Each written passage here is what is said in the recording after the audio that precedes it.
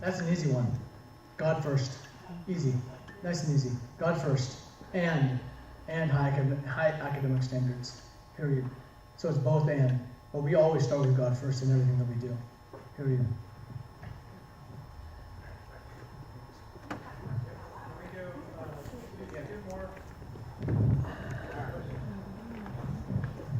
Okay, my name is William Anderson. My son Gerard is in kindergarten, our first year, new to New Braunfels. Probably probably not very emotional. I'm kind of neutral in this. But one thing I will say, watching this community and why I decided to join, I've seen and heard stories about people who've been here for many, many years, and I realize that your measure of success is what you bring home in every day, and it's not on statistics. So I hear people saying their kids have gone here 5 years, 8 years. They measure success like I measure success. My son comes home from Ms. Magani class, and he's amazing what he's learned. I had another son who went to all Christian private school. He graduated Georgia Tech. I came here for the Christian values and what was told to me about the academics here. Because I want my son here, who I just moved here, to have the same opportunity my son had in private school in Georgia. So when I see the emotional investment here, I hear you saying that based on whatever I'm going to call the word lack or failures that occurred in the leadership you let go. But if we don't know, and I don't know what that is, how do I know tomorrow, and how do these people who invested, this is a community, I love the community y'all have, how do they know that something changed has been made? You say it's going to be better. I believe the school's going to survive. God always lets things continue. It'll survive despite what's going on. It'll probably thrive. We've got great families, great kids, great everything. But if we don't know where the lack was, I don't know, because I'm totally neutral, but I can hear the heart of these people. They've seen success for years. Their children are their success and how they've done well. But this year, Ms. McGonigal, for me, has been a great success. My son's in California with his mom. I don't know how he's going to take him to get back. He loves it. We tell him that he's a little emotional too. He grew up boy, he's emotional. But I would like to know, because I'm going to be sitting here hopefully 12 years like I did my son in Georgia, knowing what was it that occurred that now we can literally see that made it better. Because they're saying it's been good. I hear people saying they loved it. It's been good. So it's not just about check marks all the time. It's about what is it we're going to see, you all are going to see that's tangible. They can say this was worth it. It's got to be seen. So I would like to know, are we going to really see something? He said, not me, I'm neutral. Are they who have their heart in this going to see something that lets them know this was worth it?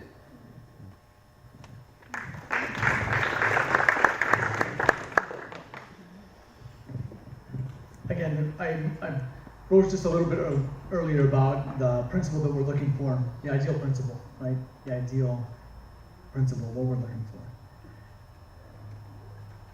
The pieces of that puzzle need to come together and look in something like this. Teachers need to be supported well by that team member, by that principal, period. They need to be innovative in their solutions. They need to be able to be brought together, be given ideas into their classroom, and so on and so forth.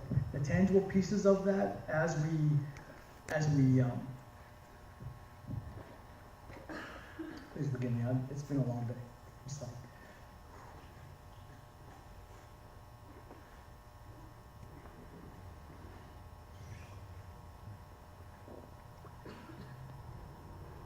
Tangible pieces that the teachers need to get a hold of. Number one, support.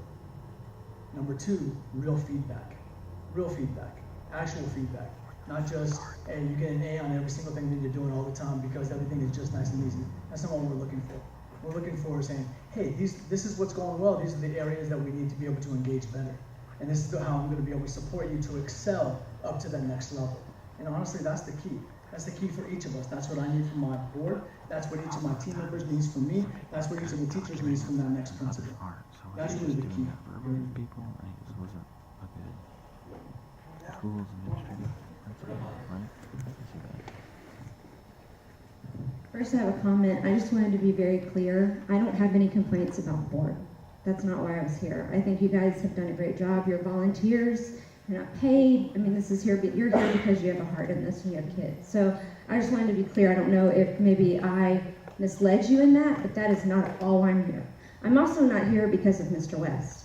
Like, I have to trust the people around him made that right decision. I do have a follow-up question because I've gotten some kind of mixed answers on this.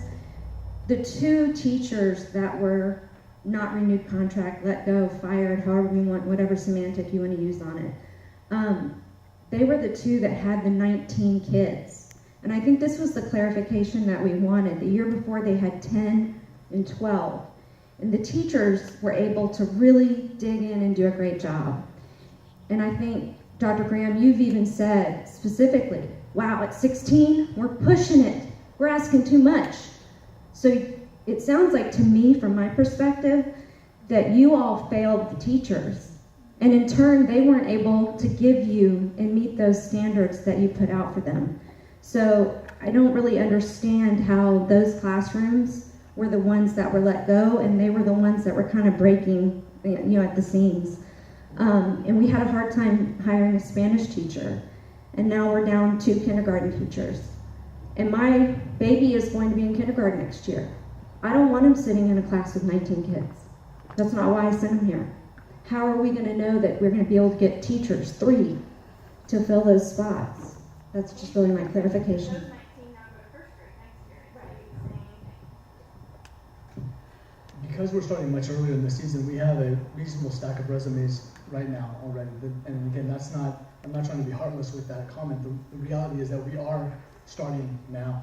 That's the point. But what about the evaluations based off of the, Sure. they weren't getting the support? Now, the evaluations, just say the requests were based on the number of students that they had in the class, reasonable expectations, period.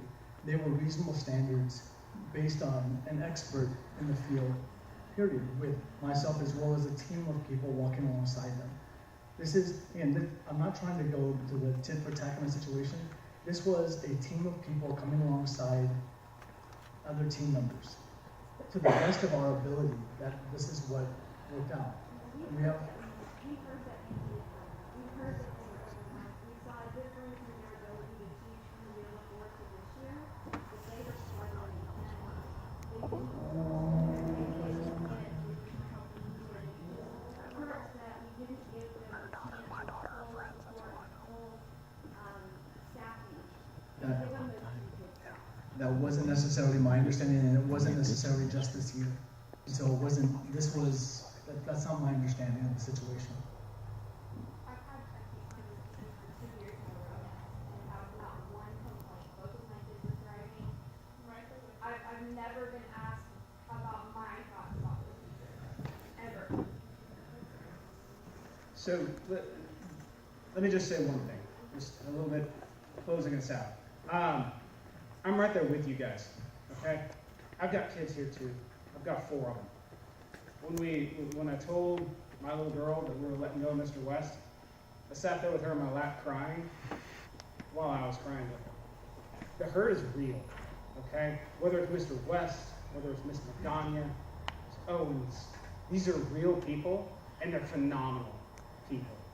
And just the fact that we may have had a different vision for the role, or that this may not have been the spot for them, this may have also been God has a different plan for them, much like was said earlier. And I would encourage you guys, don't get so caught up in what's easy, because what's easy is to get caught up in the emotion. What's easy is to get caught up in the fear of what's going to happen. What does next year hold? 2 Timothy tells us God does not give us a spirit of fear and timidity. And we will not have a spirit of fear and timidity at NBCA. That is not our goal. That is not Derek's goal. And that is definitely not this board's goal. And tonight, y'all, I know y'all don't have emotional equity with Derek. None of us really do at this point. He hasn't been here long enough to gain, I think, any one of our trust. But I will tell you, as a board member, I saw humility here tonight that you guys don't see, because he had so many opportunities to throw teachers under the bus, to say bad things and be disparaging, and not a single disparaging word was said, and he took it. self-crucifixion is basically the greatest form of humility. And while you may respect that, and while you may not respect that, I hope that you can. And I hope that one day you'll give him the benefit of the doubt, just as we have as a board, to come behind and support the vision of this school and the mission of this school.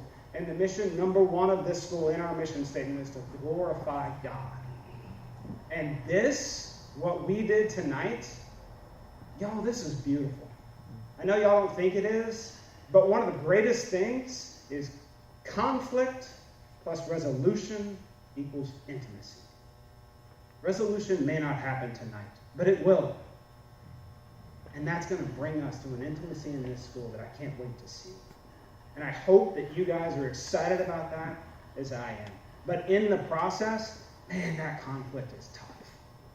And it takes a lot of faith, and it takes a lot of trust. And I would encourage you guys, please stick with us. Don't make decisions out of emotional fear.